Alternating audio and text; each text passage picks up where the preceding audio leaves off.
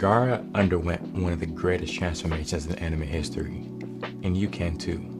In this video, I'm going to be giving you 4 steps. If you follow at least one of them, you'll be well on your way to transform your life just like him. Step 1.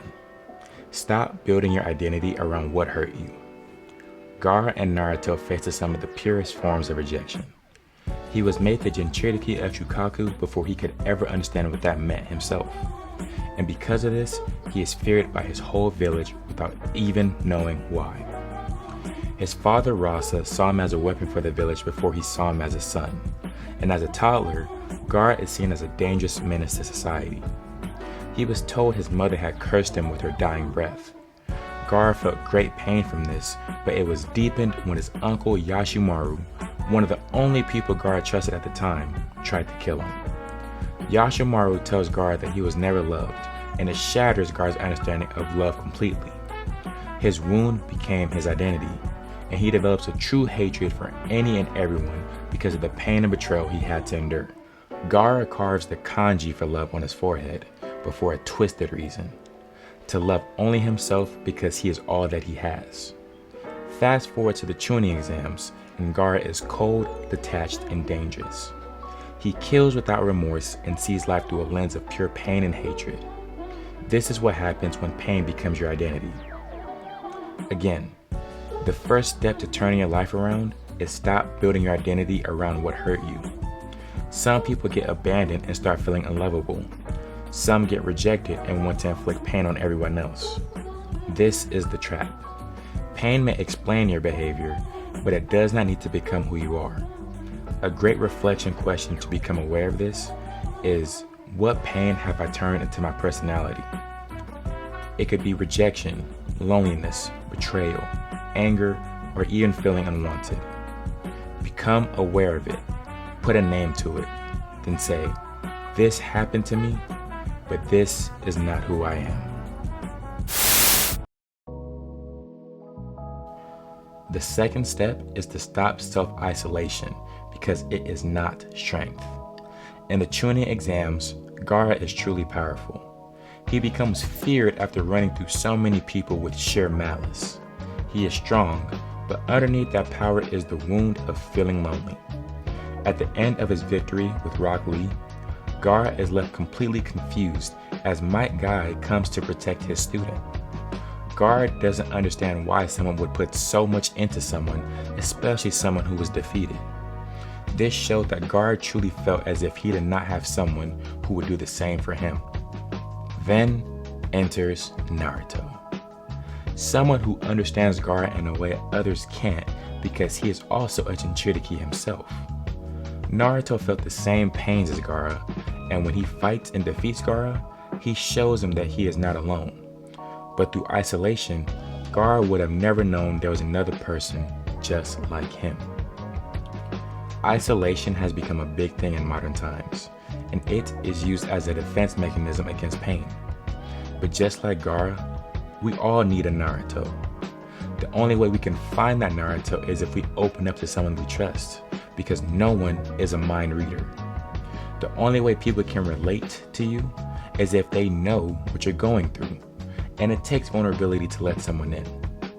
A practical step we can take is choosing one connection we have in our lives and using it to practice being more open, slowly but surely.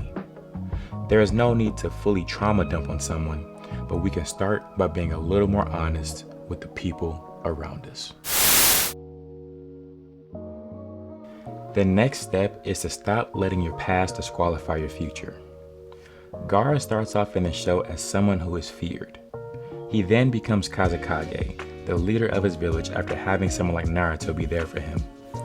He goes from feared to followed, and in protecting the same village that ostracized him, he is captured by the Akatsuki and has Shukaku extracted from him. He then dies.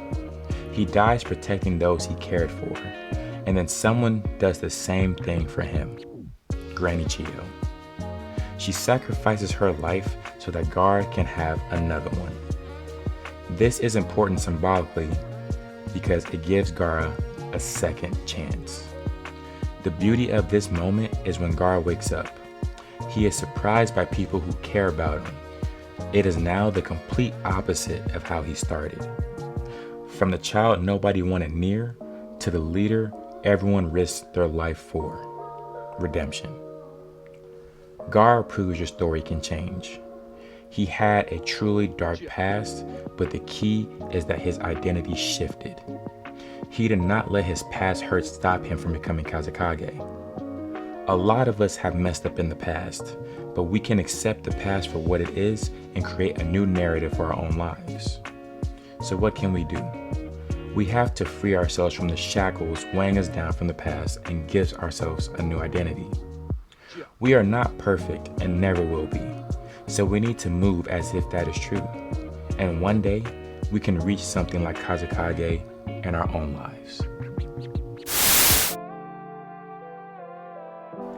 The final step is to turn pain into service.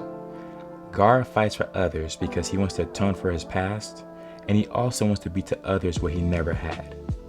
During the 4th Great Ninja War, Gaara stands in front of shinobi from many villages. There is division, conflict, and hatred among all of them. And when things are starting to hit the fan, he delivers a powerful speech about how Naruto changed him. He talks about how Naruto was his enemy, but still chose to lend a helping hand to him, showing how the shinobi in front of him can do the same thing and unite. He becomes someone who has processed enough of his pain to help others through theirs. Then later in the war, something amazing happens to him. He fights with his father, Rasa, through the reanimation jutsu, and finds out the truth about his mother. Gaara later learns that his mother, Karura, did actually love him. He was lied to about her dying wish, and finds out that the iconic sand that protects him was a gift, not a curse. She protects him through that sand out of love. This was the final piece of Gaara's healing.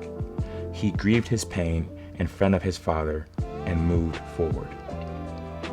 Our pain may feel deeply personal, but others go through similar pains like ourselves. And that is not meant to minimize it. That is what makes connection possible.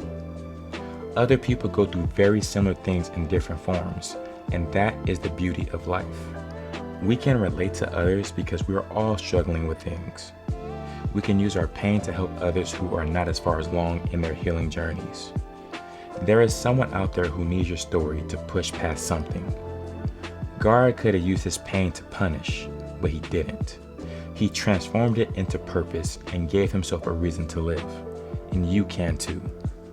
Ask yourself, who could I help because of what I survived? Not as someone who has it all figured out, but as someone who understands. Because your wound may point to the people you're meant to serve.